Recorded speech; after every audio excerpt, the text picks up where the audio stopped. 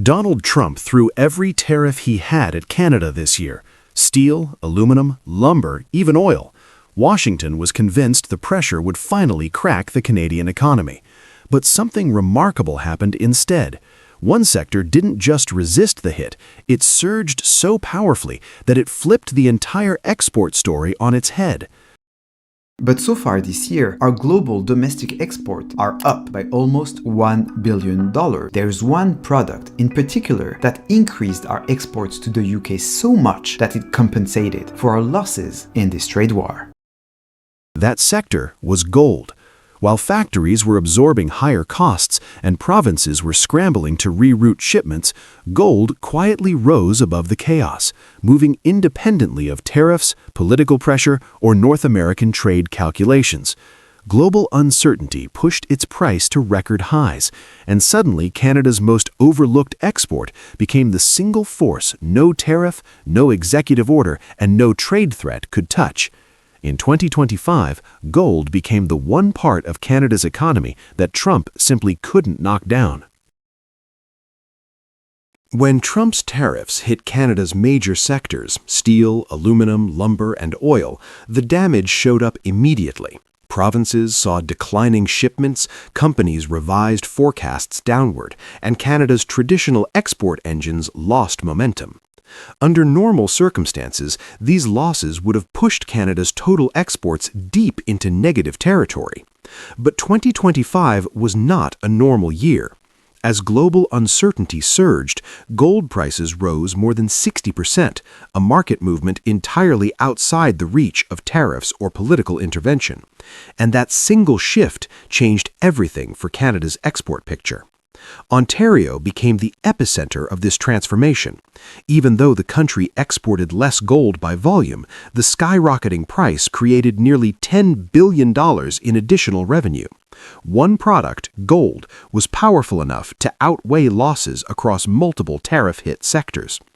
Much of this surge came from the United Kingdom, which became the largest buyer of Canadian gold in 2025. And on top of that, the United States, despite the ongoing trade war, purchased an additional $4.6 billion worth of Canadian gold. American refiners and financial markets needed stability, and when they needed it most, they turned north. The result was simple but extraordinary. Gold didn't just cushion the damage from Trump's tariffs, it fully offset the losses Canada suffered in other sectors. It became the one part of the economy that tariffs simply could not touch. Gold did more than support Canada's export numbers. It revealed the limits of Trump's tariff strategy.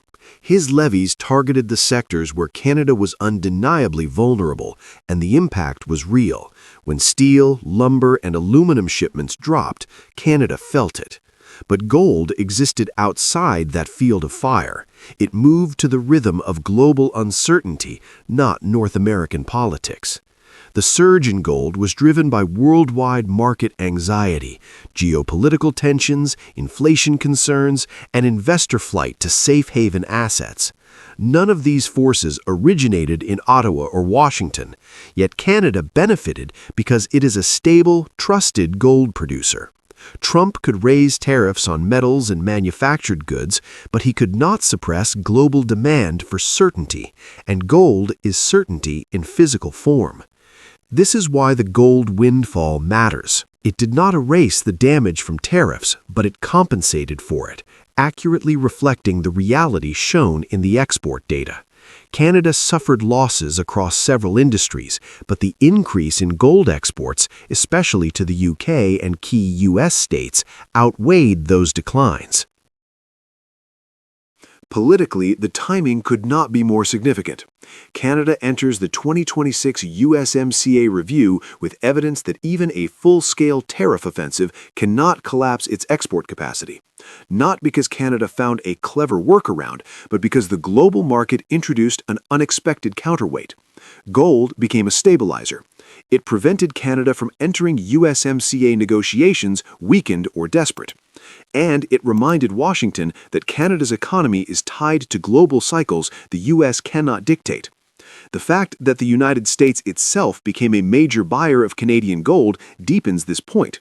Even during a trade confrontation, American refiners and investors had no choice but to buy from Canada when the price of gold surged. The tariff war disrupted many industries, but when financial markets demanded stability, they bypassed the politics. Gold is more than a product. It is a vote of confidence.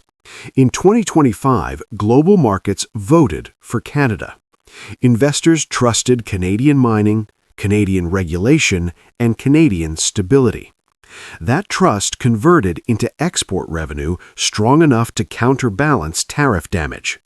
This does not mean Canada won the trade war. The losses in traditional sectors were real. But gold prevented those losses from turning into a crisis, and that changes the tone of the negotiation heading into 2026.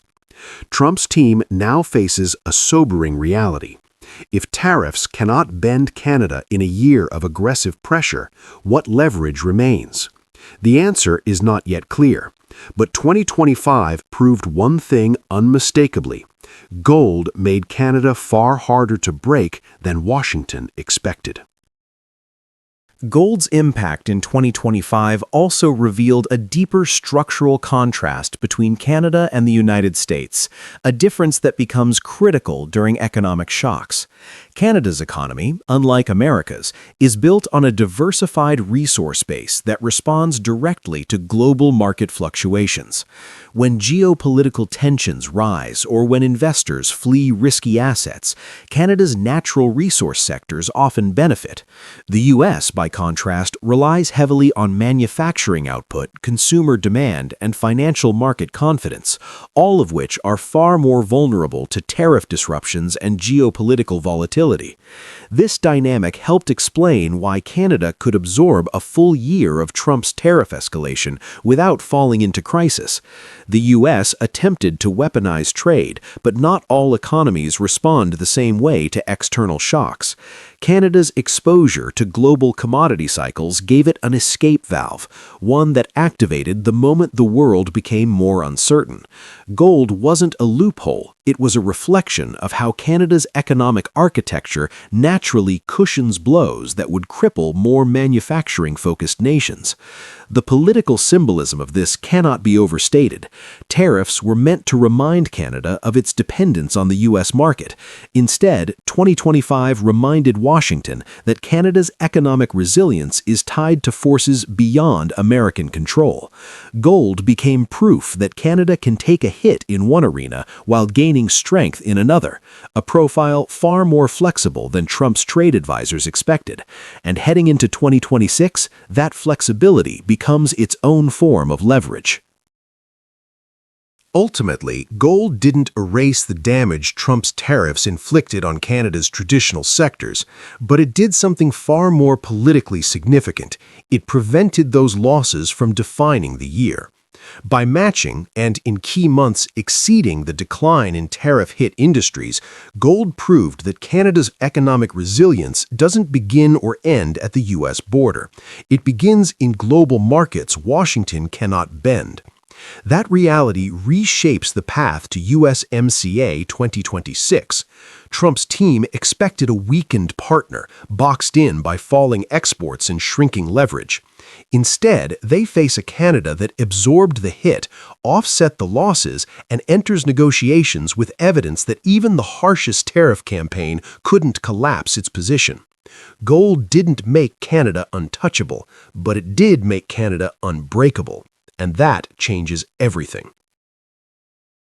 One of the biggest retail chains in the United States, Costco, is suing the Trump administration over tariffs. Costco is the latest company to launch legal action against Trump's signature economic policy. It's asking the Court of International Trade to consider declaring the use of an emergency measure to collect the tariffs unlawful, and is seeking a full refund if the Supreme Court strikes down the tariffs. Costco just did something no one expected. It turned on Donald Trump's economic agenda and dragged his tariff regime into court. One of America's biggest retail giants is now suing the Trump administration, arguing that the emergency-powered tariffs Trump imposed may not even be legal. And here's the contrast that Americans don't want to admit. While the United States is now tangled in lawsuits, constitutional questions, and corporate revolt, Canada is standing steady, strategic, calm, and quietly gaining ground. The divide between the two countries has never been clearer. Trump's America is locked in economic self-sabotage, while Canada is moving forward with confidence and vision. The story erupted when Costco filed a lawsuit at the U.S. Court of International Trade. The company wants the court to declare Trump's tariffs unlawful, and it's asking for a full refund if the Supreme Court strikes them down. That's not a minor request. It's a direct challenge to Trump's core economic weapon. This case didn't appear out of nowhere. The tariffs in question were imposed under the International Emergency Economic Powers Act, a law historically reserved for sanctions and national security emergencies, not routine trade pressure. Even before Costco acted, the Supreme Court had already begun reviewing whether a president can use that act to unilaterally impose sweeping tariffs on allies and adversaries alike. During oral arguments, several justices, including conservative ones, openly questioned whether Trump may have exceeded his authority. So now the U.S. faces two parallel battles, one in the Supreme Court, testing the limits of presidential power, and another in the lower court, where companies like Costco are lining up to demand compensation. It's a legal storm entirely of America's own making. Costco's lawsuit is more than a corporate complaint. It's evidence that Trump's signature economic strategy is cracking from within. Billions of dollars in tariffs have been collected through emergency authority, and if the Supreme Court rules against him, the federal government may be forced to return huge amounts of money. That would be a budgetary shock and a political humiliation all at once. But the deeper issue is this: American companies are no longer silently absorbing the damage. They're fighting back. Retailers, manufacturers, farmers, the very people Trump claims to be protecting, are arguing that these tariffs do more harm than good. What began as a trade war against foreign competitors has become a civil war inside the U.S. economy. And every lawsuit, every court hearing, pushes the country further into uncertainty. Canada's position could not be more different. While Washington battles itself, Ottawa has taken a measured and strategic approach to the global economy. Prime Minister Mark Carney has been clear that Canada refuses to be intimidated by tariffs, and instead of escalating conflict, his government has strengthened ties across Asia, Europe, and the Indo-Pacific. Canada is shaping new partnerships with South Korea, Japan, and the European Union, while expanding strategies in clean energy, critical minerals, technology, and defense. The more erratic the U.S. becomes, the more attractive Canada looks to global investors. The contrast is stark. Where America is unpredictable, Canada is steady. Where the U.S. swings between aggressive tariffs and internal lawsuits, Canada presents a coherent long-term vision. The irony is that Trump's aggression only accelerates Canada's diversification, exactly the opposite of what he intended. Costco's decision to sue the U.S. government sends a signal that Ottawa could never send itself. It shows that the instability in North America comes not from Canada resisting U.S. pressure, but from the U.S. government fighting its own business community. Canada doesn't need to argue that Trump's tariffs are misguided. Costco is doing it for them. And Costco is not alone.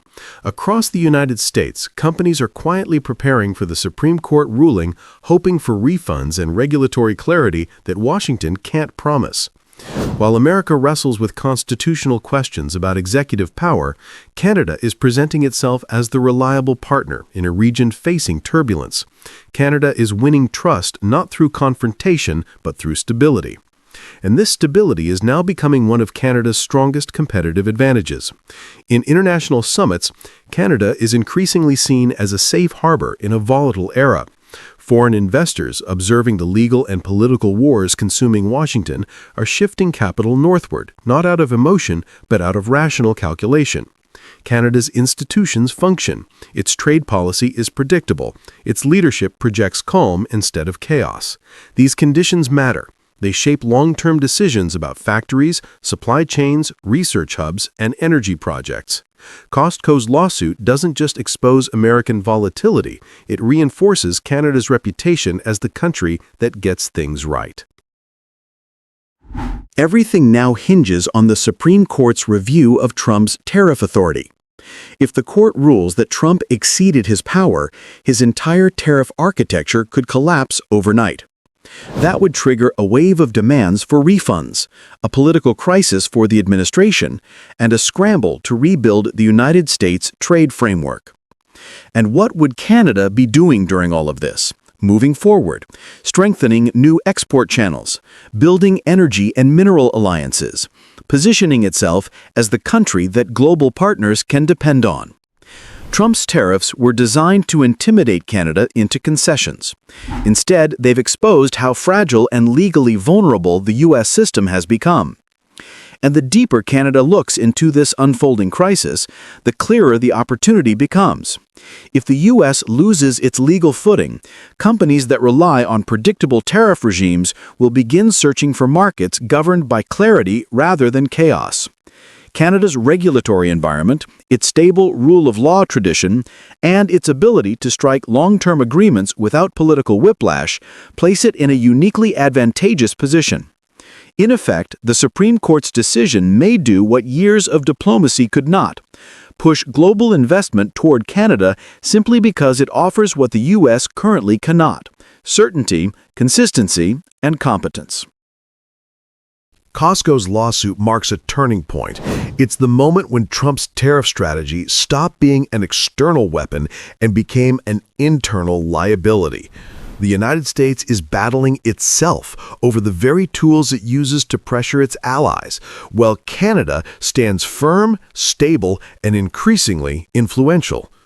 Two systems, two directions, one trapped in a storm of its own creation, one calmly building a new economic future. As the Supreme Court prepares its ruling, the central question is no longer whether Trump can pressure Canada, it's whether the United States can even control its own economic machinery. And if America is fighting itself, how can it ever hope to dominate a country that refuses to be shaken?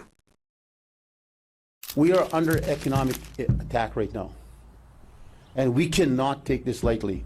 The Fenians are trying to come. The Métis said, you cross that border, you're going to fight with us. To right now, not only John McDonnell, we say the same thing now to Trump. We're not for sale, man. You get the hell out of here and find your own places to buy in the United States, but you're not coming here. We'll stand up with you, we'll fight against you, and we'll do everything in our power to hold against you. Canada just delivered a message no country has ever said so openly, so directly, and so unapologetically in front of Donald Trump's political shadow. During a national ceremony meant to honor Louis Riel, the Métis leader who shaped Manitoba's creation, Canada turned a commemoration into a defining statement of modern sovereignty. The country looked south, looked at the pressure coming from Washington, and said the line now spreading across the nation, "We're not for sale." What happened on that field in Winnipeg wasn't just symbolic, it was historic, and it was a clear warning to Trump's America. Canada stands on its own, now more than ever. The event took place in Winnipeg at the annual Louis Riel commemoration ceremony, marking 140 years since Riel's execution. For the first time, a sitting Prime Minister, Mark Carney, attended in person, standing alongside Métis leaders, elders, and Manitobans. But the moment that electrified the ceremony came from Métis President David Chartrand. Speaking passionately about Métis history, sovereignty, and Canada's long fight for dignity, he shifted toward the present day, drawing a connection between past oppression and today's economic pressures. Then he said it, the sentence that now defines the day. We say the same thing now to Trump, we're not for sale. Get the hell out of here. Carney did not interrupt. He did not look uncomfortable. He stood silently, hands folded, listening. And that silence spoke volumes. It framed the statement not as a partisan attack, but as a message rooted in Canadian history, a message that Carney did not reject because it reflected something deeper than politics. It reflected a shifting national mood. Louis Riel symbolizes courage, resistance, and the fight for recognition within a larger political force. When Métis leadership invoked Trump in Riel's name, they weren't trying to score political points. They were drawing a historical line. They were saying that Canada has faced attempts at domination before and refused them. The parallel was unmistakable. Riel fought for a voice in Confederation. Today, Canada fights for a voice in a global economy, increasingly defined by pressure, tariffs, and transactional politics. The message carried weight because it came from a community that understands the cost of losing sovereignty. The U.S. has pushed Canada hard throughout 2025, with tariff increases and repeated threats aimed at forcing more production and investment back into American territory. These moves have affected steel, aluminum, autos, and agricultural goods, sectors deeply tied to Canada's economy. Canadian businesses have spent the year navigating uncertainty created by rapid policy shifts south of the border. Ottawa has responded by accelerating trade diversification, deepening ties with Asian markets, expanding cooperation with European partners, and pursuing new industrial partnerships that don't rely on a single dominant buyer. Carney has also emphasized the need for Canada to reduce its economic dependence on the U.S. market, and that shift becomes especially visible when Canada's leaders stand on sacred historical ground and publicly reject any notion of being for sale. Trump's strategy has been clear. Use tariffs, economic leverage, and uncertainty to pull manufacturing and supply chains toward the United States. But instead of weakening Canada, this approach has produced a very different outcome. Rather than retreating, Canada has accelerated its global outreach. Rather than folding under pressure, Canada has expanded international partnerships. Rather than becoming more dependent on U.S. markets, Canada is actively diversifying away from them. Canada's role as a major supplier of heavy crude, essential to many U.S. refineries, continues to give it leverage no matter how tense trade relations become. Energy experts broadly agree that replacing Canadian heavy crude with domestic light oil is not straightforward because U.S. refining capacity is built around specific blends. At the same time, foreign investment into Canada has been rising as countries look for reliable partners in a volatile geopolitical environment. New agreements in clean energy, minerals, technology, and transportation reflect a broader shift. Partners around the world increasingly view Canada as a stable, predictable economy, even when U.S. policy becomes unpredictable. Trump's tariff pressure was meant to isolate Canada. Instead, it has encouraged Canada to build a wider network of alliances, creating a more self-reliant and globally connected economic model. What the Métis leadership expressed verbally is something Canadians have been expressing quietly through their actions. Travel patterns, consumer behavior, and business sentiment all show growing frustration with America's political climate. Cross-border travel from Canada to the U.S. has dropped sharply compared to previous years, and surveys show declining trust in the stability of U.S. policy. Canada's pivot is not sudden. It's the product of a year of trade shocks, tariff escalations, and political unpredictability abroad. The phrase, "we're not for sale," captured what many Canadians have already felt, that Canada must forge its own path if it wants long-term stability. And beneath that shift is a deeper change, a quiet cultural recalibration. Canadians are rediscovering a sense of national resilience, reflected in tougher foreign policy debates, rising support for Canadian industry, and leaders who now talk confidently about diversification. This isn't a fleeting reaction, but a steady redefining of how Canada sees its place in the world, especially as relying on the U.S. feels increasingly uncertain. This is why the message landed so strongly. It matched a national mood already forming beneath the surface. Some viewers wondered why Carney didn't step in, comment, or distance himself when Chartrand invoked Trump. But that silence carried purpose. Carney understands that Canada's sovereignty message is stronger when it is grounded in history, delivered by community leaders, and connected to the values that shape the country. Carney's presence, the first by any prime minister at this ceremony, sent an even broader message. Canada respects its past, protects its communities, and faces pressure not with fear, but with unity. Standing under the Métis flag, next to Riel's legacy, Carney didn't need to speak. The moment spoke for him.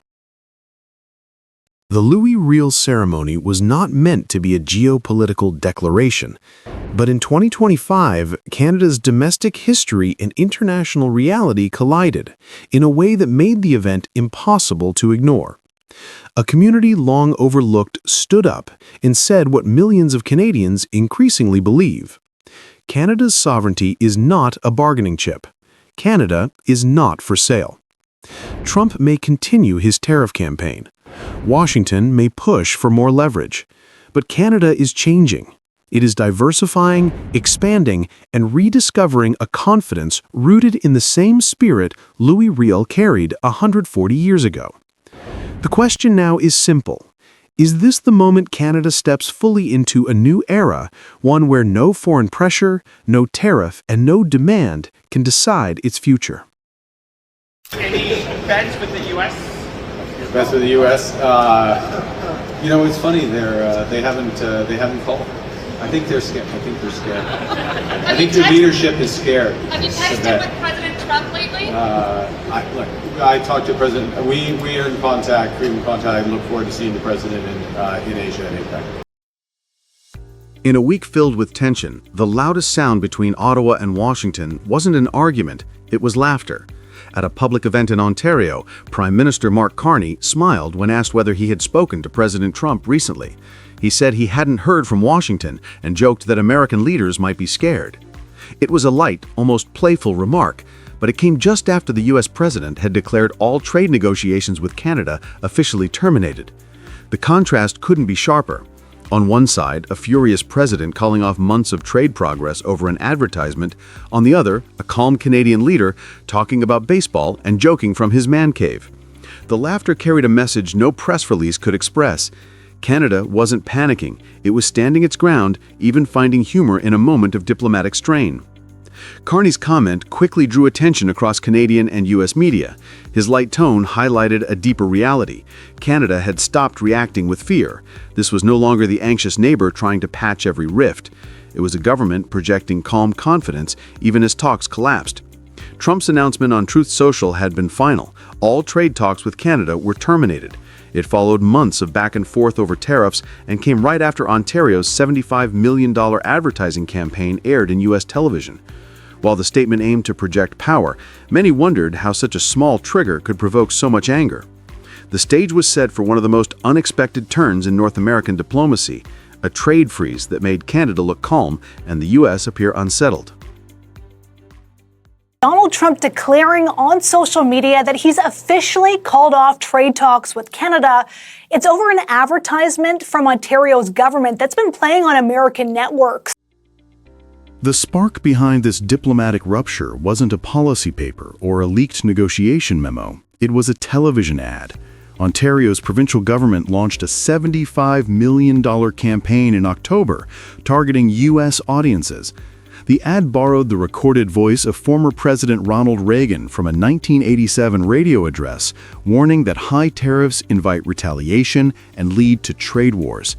The message was simple and familiar, a classic defense of open markets, but it carried a sting in the Trump era. It aired on major American networks right as automakers and aluminum producers were lobbying the White House for tariff relief. In Washington, the reaction was instant. The Ronald Reagan Presidential Foundation accused Ontario of using the late president's words without permission and said the clip misrepresented the original speech. Within hours, Trump cooked to Truth Social, calling the ad fraudulent and announcing the end of all trade discussions with Canada. For Ottawa, this was an unexpected escalation. The campaign had been designed as a public relations move, not a diplomatic statement, but Trump's reaction gave it global visibility. Media outlets from Reuters to The Guardian covered the story within hours. Instead of silencing criticism, the White House turned a regional ad into a continental debate about free trade and political pride. Political analysts in both countries noted the irony. The advertisement that triggered the rupture wasn't directly from Carney's government, but from a provincial premier. Yet it became the pretext for Washington to freeze all negotiations with Ottawa. In that overreaction, Trump amplified the very message Ontario had tried to send, that excessive tariffs could spiral into unnecessary trade wars. What was meant as a local protest turned into an international symbol of defiance. And when Carney joked that the U.S. leadership seemed scared, it sounded less like humor and more like quiet victory. Humor in politics often hides intent. Carney's relaxed tone was not carelessness, it was calculation. For years, Trump's negotiating style relied on pressure and surprise, forcing opponents to react. This time, Ottawa didn't flinch. The Prime Minister's casual response flipped the emotional balance of power. The United States had hoped to dominate the story, to show that tariffs meant strength and Canada needed access. Yet, the headlines told a different story. Canada laughs off Trump's threat became a theme across business columns. For the first time since the early disputes of 2025, the psychological weight seemed to shift northward. Behind the scenes, talks had actually been moving forward before Trump's post. The two sides were working toward a landing zone to ease auto and steel tariffs. Instead of despair, Ottawa signaled readiness to wait. That calm posture was strategic. Economic data supported it. According to Statistics Canada's Q3 report, exports to the EU and Asia rose 9% year-on-year, easing the tariff impact. The IMF's September outlook projected Canada's GDP growth around 2% through 2026, backed by new mineral investments. These numbers gave substance to Canada's confidence. A neighbor less dependent on Washington could afford patience. And in that shift, Trump's pressure tactics began to lose effect. The threat of isolation no longer worked when the other side stopped fearing it. By the end of the week, it was clear that the political drama had flipped. Trump's intention was to show strength. Instead, he handed Canada the spotlight. Ontario's ad, meant for a domestic audience, was now viewed millions of times online. Analysts described it as the most talked-about political advertisement in North America that month. The decision to attack it directly gave it legitimacy far beyond what the province could have achieved on its own. Carney's calm, light-hearted response deepened the contrast. Rather than meeting anger with anger, Canada met it with composure. It turned what should have been a public relations disaster into a statement of confidence. The message was clear. The era when Washington could shake Ottawa with a single post was fading. The repercussions stretched beyond Canada. Trade partners in Europe and Asia quietly observed the exchange. In Brussels and Tokyo, diplomats told reporters that Canada's reaction showed how to manage Trump's volatility, not through confrontation, but through steadiness and communication with global markets. The U.S. administration's abruptness, by comparison, was beginning to undermine its own credibility. Even some American commentators began to note the symbolism. A nation that once used humor to disarm its critics now found itself disarmed by it. The Blue Jays joke, as it came to be called, became shorthand for a broader turning point. Trump's tariff diplomacy was running out of psychological leverage. In practical terms, trade talks remain frozen. The next formal opportunity for Carney and Trump to meet will be during the upcoming Asia-Pacific and ASEAN summits. Canadian officials admit the path forward will be difficult, but the tone has already changed. Ottawa no longer sounds like the anxious partner trying to regain access. It sounds like a neighbor ready to wait, ready to rebuild confidence on its own terms. What began as a $75 million ad campaign and a passing joke has now grown into a moment of reflection for both countries. For the United States, it highlights how reactionary politics can turn strength into embarrassment.